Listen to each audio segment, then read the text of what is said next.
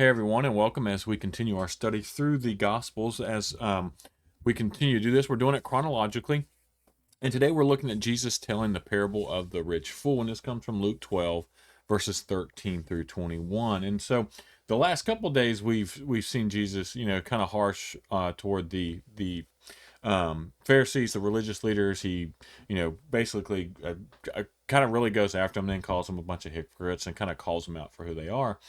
And so while he's doing this, right, this is still in that same teaching moment, same crowd. We see in verse 13 that someone from the crowd calls out, "Teacher, please tell my brother to divide our father's estate with me." So this was a common thing in that day. We'll look at that here in a little bit. But Jesus replied, "Friend, who made me a judge over you to decide such things as that?" And I think he's kind of saying, "Look, I've got more important things to attend to," and then he uses this as a teaching moment. Then he says, "Beware, guard against every kind of greed. Life is not measured by how much you own." We need to make sure we get caught up in that, right? We think that everything's measured by how much we have. The saying is, you can't take it with you. And so then he told him a story. A rich man had a fertile farm that produced fine crops. He said to himself, "What should I do? I don't have room for all my crops." Then he said, "I know. I'll tear down my barns and build bigger ones. Then I'll have room enough to store all my wheat and other goods. And I'll sit back and say to myself, my friend, you have enough stored away for years to come. Now take it easy, eat, drink, and be merry." And then we see in verse 20, God said to him, "You fool, you will die this very night. Then who will get everything you worked for?" Yes, a person is a fool to store up earthly wealth, but not have a rich relationship with God. And so the thing we see here, going back to the beginning, is that problems like this were often brought to rabbis for them to settle. This would have been a kind of a common thing for someone like an argument or to help in a disagreement to come to a rabbi or teacher. Similar, I think sometimes how we do today, we come to our pastors and our elders to help with things like this. But Jesus' response, and Jesus kind of responded in a lot of ways like this. Is he either someone would ask him a question, and he'd almost all totally like pretend like he didn't hear the question and ask them a question back and never even hardly answer their question, or he would just respond in simple ways like this and then use it as a teaching moment. And so even though he's not directed at that particular topic, it's not a change of subject. I think it was like he's like, "Look, it's not for me to decide this. You figured out." Then he gets to the heart of the matter, which is more what I think is going on here if we look behind the scenes. So Jesus is pointing to a broader issue, a correct attitude toward the accumulation of wealth, right? They're arguing over wealth. Life is more than material goods, and we're not in America. We're not taught that, right? In America, we're taught life's about how much you can get, right? How much money you can, how fancy a car you can have, how much big of a house you can get, right? That those are what's considered things that you're well off or you're doing well in America today. And so, but the more important thing is our relationship with God, and that's what Jesus is putting his finger on with this. And I think he's putting a finger on the questioner's heart, right? Because the questioner is obviously there's their motivation of greed here probably. And so Jesus says, the goodwill life has nothing to do with being wealthy, right? So be on guard against greed. And greed, man, greed destroys. Greed kills. It's just, I mean, I've seen entire families ripped apart over, a few $1,000s, and it's just sad to see. And so, but what we see here is this rich man who's got plenty, but he's like, "Oh, I'm going to have even more, so let me build more barns and let me build more, And so, it's just going in excess almost. It's not like, oh, this guy didn't have much, so he's building a little bit of barns to help store stuff. He's like, "Oh, I've got so much now, I don't even have anywhere to put it. Let me build more barns." And so the rich man we see here in Jesus' story died before he could begin to use what stored in his big barns.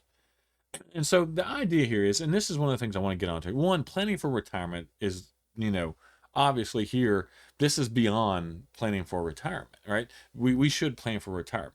That's not, and again, there's nothing wrong with being rich. And then this is one of the things I like to hit on here is because a lot of times people think that Jesus was against being rich. No, he's not against rich people, and he's not against being rich. It's how you behave with your money, right? You can be poor and have very little money and be just as greedy as someone who's got a ton of money, right? But gives most of it away, right? You're more greedy. Poor people can be more greedy than rich people.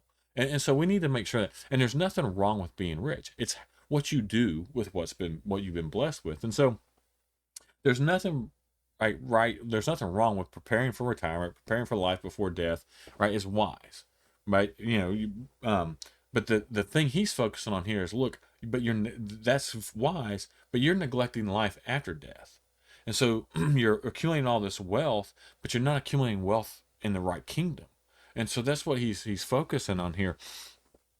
If you accumulate wealth only to enrich yourself, right, with no concern for helping others, you're going to enter eternity empty-handed. And that's one of the things Jesus points out very often is, you know, we see that with the rich man and Lazarus.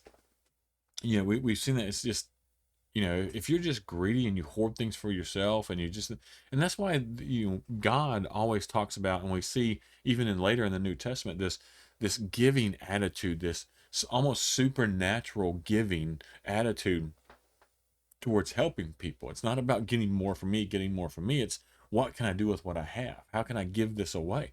How can I help people? What can I do? And again, I'm not saying if you're rich, you got to give all your money away.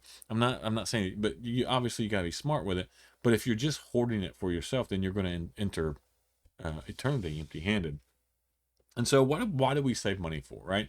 Are we saving money for retirement? Right? So we can, you know, so we can, retire and still continue to work for God and continue to live. Right? We don't want to. It's not smart to just not have any plans, right? But is it to get your expensive cars or the toys or all the things that we want? And that's the thing, is we've got to find that balance. And so Jesus here is challenging us to think beyond earthbound goals, right? He's like, look beyond the earth, right? Earth is temporary. This is a very short time period in the scheme of things. And so don't put all your focus on that. Don't put all your resources into trying to hoard up a ton of wealth while you're on earth. At the most, you hear, what, 100 years? At the most. Maybe you get a few more years than that, right? But after 100, you're probably not going to be able to enjoy it too much. And so we need to use what we've been given to the good of God's kingdom. And honestly, a lot of us don't. I can do a much better job of that. I'll be honest with you. And so it's one of those things that he's focusing on and saying, hey, don't worry about hoarding up a ton of money here. Worry about building treasures in heaven. And so, and the way you do that is through faith and through service and obedience, right? Those are the ways to become rich towards God. And so that's what we need to strive for. That's what we need to push toward. And again, like I said, like one of the things I want to focus on here, because sometimes people will take and mix these and twist these around to say something that's not. There's nothing wrong with being rich, right? There's nothing wrong with being poor, you know. But what it is what it boils down to is your mindset, right? What's your attitude? Is it a greed? Is it if it's about greed and trying to get as much as you can? Again, you can be poor, like I just said. You could be poor and be more greedy than someone who's rich. And so that's the thing we need to make sure we are building up treasure in heaven, not just treasure on earth or trying to accumulate a ton of wealth on earth, because in the end, it's gonna all get. I mean, it's gonna get all burned up. It's gonna be useless to us.